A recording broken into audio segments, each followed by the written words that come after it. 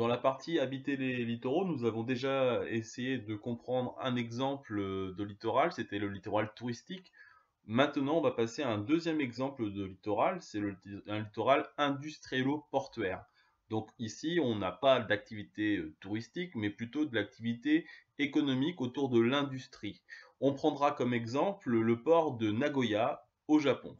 Quelles sont les caractéristiques d'un grand port industriel? Comment et pourquoi le port s'étend-il? Comment les hommes, tout simplement, vivent ici dans cet espace? C'est ce qu'on va essayer de voir à travers notre exemple. Donc il va falloir qu'on localise la ville de Nagoya. Donc on se situe sur le continent asiatique, au Japon, au sud du Japon, dans une ville qui s'appelle Nagoya. On pourra évidemment ensuite, sur notre carte d'année, resituer la ville de Nagoya donc sur la carte. Et en synthèse écrite, Nagoya est une ville située dans l'hémisphère nord, en Asie. Elle se trouve sur le littoral sud du Japon, au bord de l'océan Pacifique. Voilà en introduction pour localiser notre étude de cas.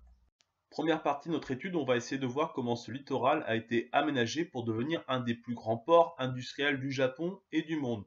Vous essayerez de prendre donc en trace écrite ce tableau que l'on va compléter au fur et à mesure de l'analyse des différents documents.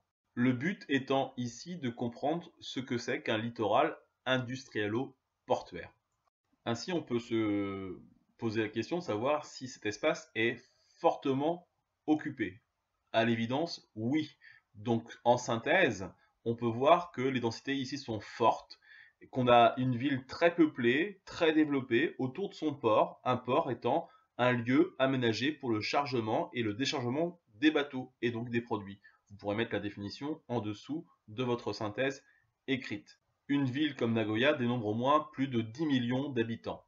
Passons maintenant aux activités économiques présentes dans cette ville. À l'évidence, si on regarde ce texte, l'activité principale que l'on a, c'est l'industrie, c'est la production de produits en produits finis, prêts à être vendus. Donc en synthèse, on va pouvoir mettre ce mot industrie comme activité économique. L'industrie, c'est l'activité économique qui fabrique des produits manufacturés, donc qui passent dans une entreprise, comme des voitures, des vêtements, des ordinateurs, et tout cela est fabriqué dans des usines en grande échelle, donc grosse production de fabrication d'éléments. Deuxième type d'activité, après l'industrie, on voit que c'est aussi l'activité du commerce.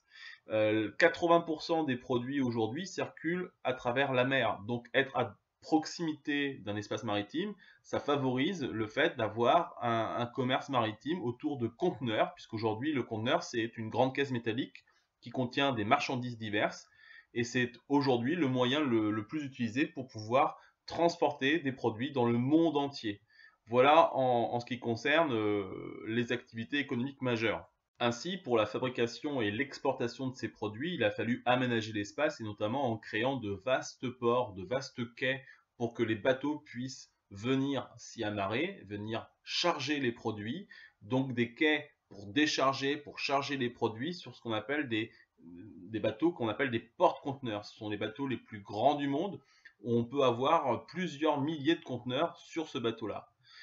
Deuxième chose aussi qu'on va avoir comme aménagement sur le port, ce sont les nombreuses usines qui vont être créées à proximité du port, puisque évidemment, pour gagner du temps, comme les produits sont destinés à être vendus dans le monde entier, il faut les produire assez proches du lieu où on va pouvoir les charger sur ces grands porte-conteneurs. Donc, dans cette zone portuaire, il y a une énorme zone industrielle. En abrégé, on appelle ça une ZIP, une zone industrielo-portuaire. C'est un port de commerce qui accueille de nombreuses usines et aussi des entrepôts pour pouvoir stocker les produits en attente d'une exportation rapide.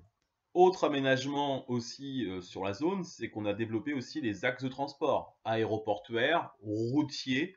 Donc on a eu, en synthèse, on va pouvoir l'écrire, des axes de communication qui sont développés, des routes, des aéroports, des voies ferrées, donc pour le train, pour le métro, pour une meilleure circulation des personnes et des produits dans cette région très urbaine au bord de la mer.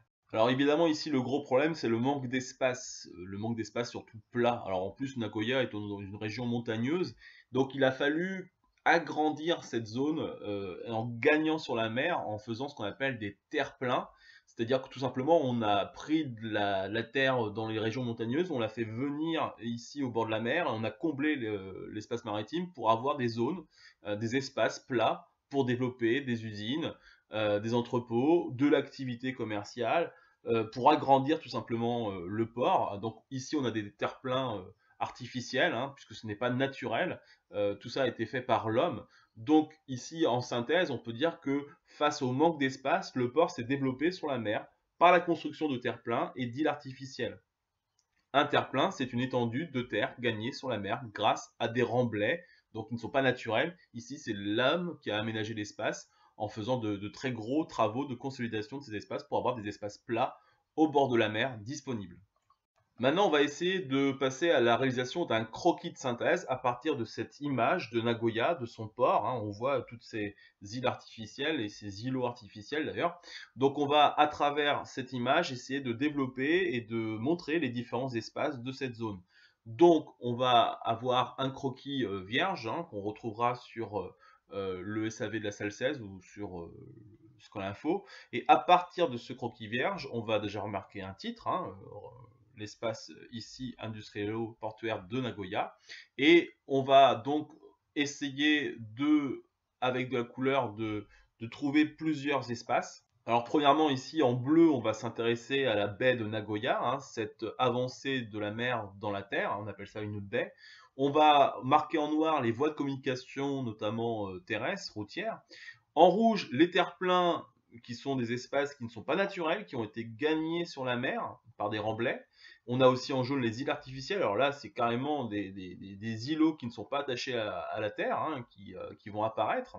Et à l'arrière-plan de cette image et donc de ce croquis, on a en marron le port de conteneur, là évidemment pour le chargement et le déchargement des produits, alors que le rouge était plutôt ici des zones industrielles où on a la fabrication de ces produits. Donc pour conclure, on a un espace qui n'est plus vraiment naturel, c'est un espace qui a été fortement aménagé par l'homme. En rouge, plutôt l'activité de production. En marron, plutôt l'activité commerciale avec le départ des produits, notamment avec le port et les bateaux qui vont venir charger. Donc ici, un aménagement qui a été relativement très conséquent pour favoriser au maximum le développement économique de cette zone et faire de cette zone un espace vraiment connecté au monde. Ces nombreux aménagements ne vont pas sans conséquences, donc on essaiera de voir aussi que ce littoral est surexploité et fortement artificiel, ce qui a des conséquences évidemment écologiques, environnementales, assez néfastes pour cet espace. Donc en synthèse, on peut dire que les usines et les navires polluent les eaux maritimes et l'atmosphère, les côtes ne sont pas bien préservées, néanmoins certains ports élaborent des zones de préservation de l'environnement pour réduire la pollution et respecter l'écosystème, surtout dans les pays où l'économie permet de faire ces aménagements pour préserver la nature. Évidemment, dans les pays en voie de développement, la question de l'environnement est difficile à mettre en place faute de moyens. On va terminer notre étude sur Grand 3 des littoraux en danger. Quelles sont les conséquences de la littoralisation sur l'environnement de ces espaces, puisque évidemment ici, de plus en plus, les hommes vivent au bord de la mer, donc du littoral. Eh bien, si on regarde ce premier document, on s'aperçoit qu'une des conséquences majeures, ça reste quand même la pollution de l'activité humaine sur les espaces naturels que sont les océans, hein, notamment à cause de sa production, de ses productions industrielles, voilà. Et on a aussi à cause du trafic maritime parfois des catastrophes qui fait qu'on a des marées noires où ici on a un bateau où les hydrocarbures se sont échappés du navire. Donc sur notre document synthèse, on peut dire que les activités économiques majeures sur le littoral, ça reste le tourisme de masse. On avait déjà vu ça avec Benidorm en Espagne, et ici une industrialisation massive des littoraux avec la présence de nombreuses usines, entrepôts de stockage, donc des zones industrielo-portuaires. Les conséquences un peu négatives de tout cela, c'est que ça crée évidemment de la pollution, pollution des eaux, pollution de l'air, pollution des sols, et une disparition progressive des espaces naturels, puisqu'on a une artificialisation des espaces, puisque à cause de ces aménagements humains, on n'a plus vraiment d'éléments naturels. Voilà pour les enjeux sur le développement durable. Enfin, en ce qui concerne les littoraux des espaces peuplés, eh bien on peut dire que 60% de l'humanité vit sur les littoraux, c'est ce qu'on avait dit en introduction de ce chapitre. 80% du commerce aujourd'hui passe par la mer, donc les produits circulent essentiellement par la mer et non pas par la terre ou les airs. Et pour ce qui est du développement durable, c'est la grande question, on verra ça en cinquième, le développement qui permet la création de richesses tout en préservant le cadre de vie et l'environnement pour les générations futures, bah on s'aperçoit que ici, dans les deux cas qu'on a vus, littoraux touristiques, littoraux industriels, ça peut poser problème en termes d'aménagement et du respect de l'environnement en même temps. Voilà pour cette partie 3 sur habiter les littoraux. L'ensemble des documents sont visibles sur le blog Le SAV de la salle 16. Donc vous pourrez retrouver ces documents, ces différentes synthèses aussi, et pouvoir compléter cela sur votre cours. À bientôt.